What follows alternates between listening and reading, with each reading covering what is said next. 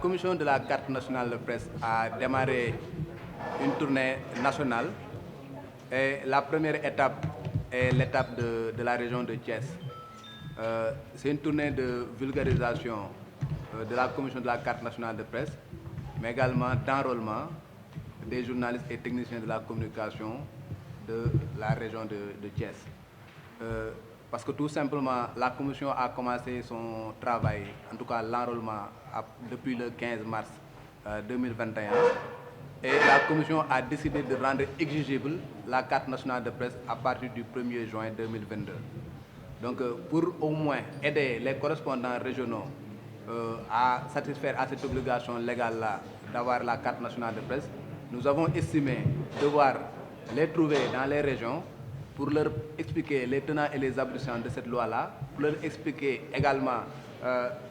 qu'est-ce que la commission, quelles sont les pièces à fournir et quelles sont les dispositions légales en ce qui concerne la commission de la carte nationale de presse, mais également leur permettre de s'enrôler sur place au lieu de se déplacer jusqu'à Dakar. D'autant plus que nous avons reçu un financement du Fonds d'appui à la presse qui prend en charge, en tout cas les correspondants régionaux et les nouveaux sortants d'école, disons les gens qui sont sortis des écoles de formation en juin reconnues par l'État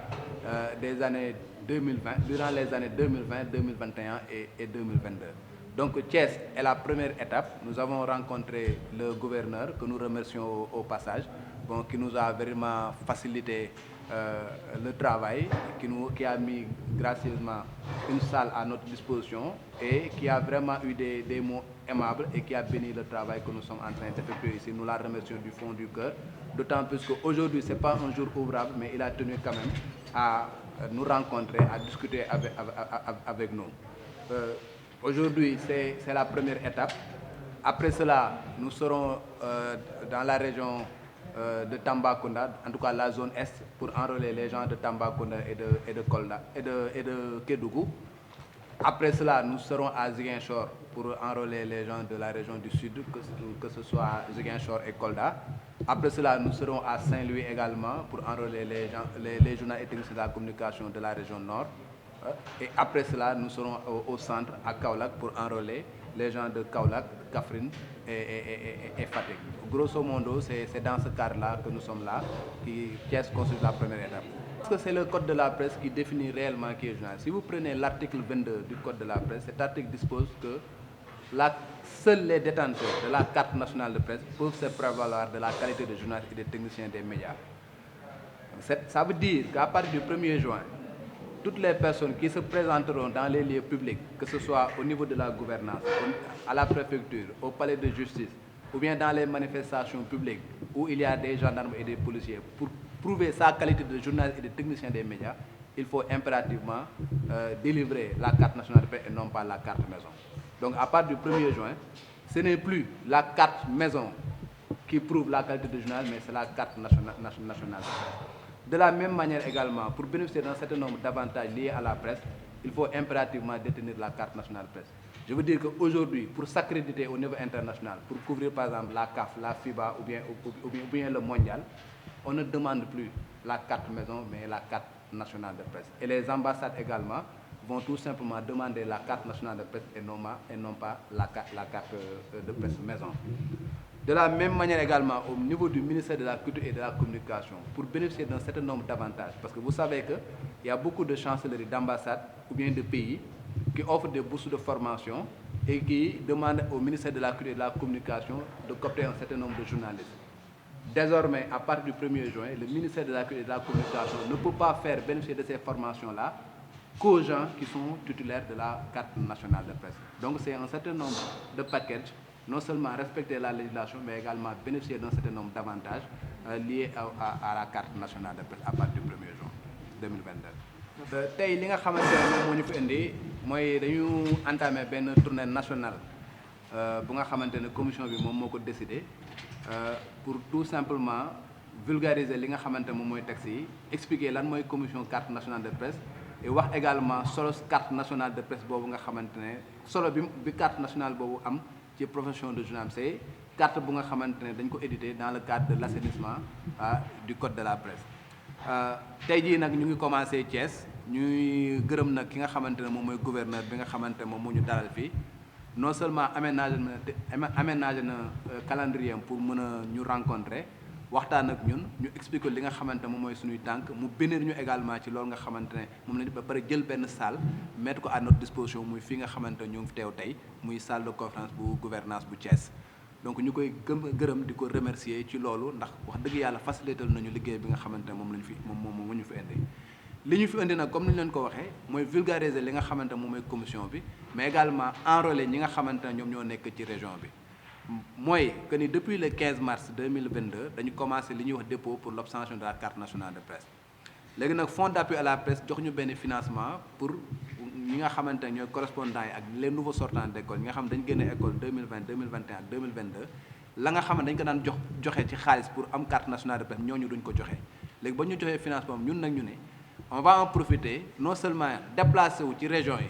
pour faciliter liggéey bi nga xamante ne liggéey boobu ñi nga xamante ñooy correspondants yi au lieu que ñoom ñuy déplacer wu ba Dakar ñun ñu dem fekk leen ci région yi pour enrôler leen sur place également répondre ci questions yi nga xamante ne dinañ ko poser pour mën a comprendre li nga xamante moom mooy suñu liggéey comprendre également lan mooy solo carte nationale de presse boobu. loolu nag moom lañ commencé tey jii muy Thiès bu ñu paree foofu dinañ dem région est muy Tambacounda ak Kolda bu ñu paree foofu dinañ dem Saint-Louis pour enrôler ñi nga xamante ñoom ñoo ci région de Saint-Louis comme nekk Saint-Louis comme nekk Matam Podor ak ñoom ñëpp. bu ñu paree ci loolu dinañ dem Ziguinchor pour enrôler ñi nga xam ñoo waa Ziguinchor ak waa Kolda bu ñu paree ci loolu dinañ dem ci région centre muy Kaolack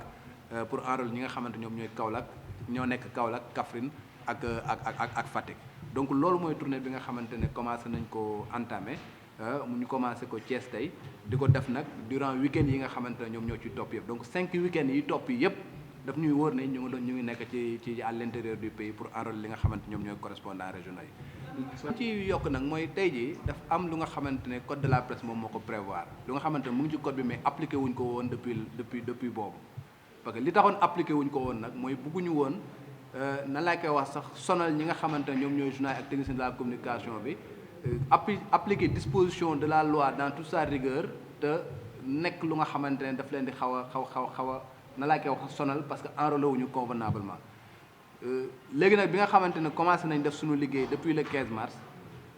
dañu décider que ni à partir du 1er juin 2022 carte nationale de presse boobu dafay nekk lu nga xamante ne lu exigible la sur toute l'étendue du territoire national.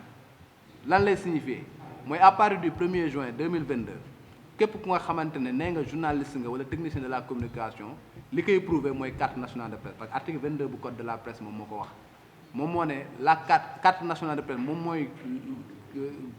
jumtukaay bi nga xamante ne moom rek moom mooy prouver la qualité de journaliste ak technicien de la communication. maanaam tey booy ñëw tey gouvernance fii en tant que journaliste wala technicien de la communication ngay dem palais de justice ngay dem palais de la république ngay dem assemblée nationale wala ngay couvrir benn manifestation publique ci mbedd bi wala privé ña nga xamante ne ñoom ñoo fa nekk autorité pour ñu la mën a reconnaître ni journaliste nga wala technicien de la communication carte nationale boobu rek moom moo lay permettre ñu reconnaître la et non pas la carte maison. carte maison boobu nekkatul lu nga xamante ne moom la ñuy déposer moom la ñuy wane pour prouver que ne journaliste lañ mais carte nationale de presse mooy li nga xamante ne moom la ñu war a wane pour prouver que ne journaliste lañ. de la même manière également yenn dispositions yu nga xamante ne journaliste dañ ciy bénéficier wu képp ko amul carte nationale de presse mënatoo ci bénéficier wu. maanaam tey pour nga war a accrédité wu CAF nga accrédité wu par exemple FIBA wala nga war a accrédité wu FIFA wala nga war a dem ci ambassade yi pour ut visa en tant que journaliste ak technicien de la communication carte nationale de presse ngay wane et non pas la carte maison muy benn. la deuxième chose également au niveau du ministère de la culture et de la communication boo fa demee dafa am ay dispositions yu nga xamante ne lu ci bëri journalistes yi dañ ciy bénéficier wu. moo di dafa am ay ambassades ay pays yu nga xamante à chaque fois dañuy offrir des bourses de formation yu nga xamante ne journalistes sénégalais wala techniciens de la communication bu ñu koy def nag ñu ngi koy jox ministère de la culture et de la communication pour que mu copte ñi nga xamante ne ñoom ñoo ci participer. donc désormais ministère de la culture et de la communication képp ku nga xamante ne war nga bénéficier wu ci formation yooyu da nga war a détenir li ñuy woowee sa carte nationale de presse carte nationale de presse baa ngi nii. dafa nekk carte bu nga xamante ne carte biométrique la bu nga xamante dafa am un certain nombre de sécurité avec ay informations yu nga xamante ay informations apparentes la mais dafa am ay informations cachées yu nga xamante ne code QR bi moom moo ko détenir donc tey jii képp ku nga xamante ne yor nga carte nationale de presse ñun commission am nañ possibilité xam ndax carte nationale boobu carte bu baax la ña nga xamante ne ñooy ay organisateurs lañ également am nañ possibilité xam ndax carte bi baax na wala baaxul buñ ñu contacter ñun ñu envoyé leen benn message bu nga xamante ne dafay am benn code QR bu nga xamante ne mën nañ ko scanner pour xam ndax carte bi baax na wala baaxul. que mu nekk policier bi wala mu nekk gendarme bu nekk Thiès fii il suffit tout simplement que ñu contacter commission bi ñu envoyé leen ci ak seen téléphone portable ñu scanner pour wax ni par exemple kii li mu yor ni baax na wala baaxul. donc ce qui fait que képp ku nga xamante ne falsifié nga carte nationale boobu également na la wóor ne yaa ngi exposé sa bopp ci ay sanctions yu nga xamante ne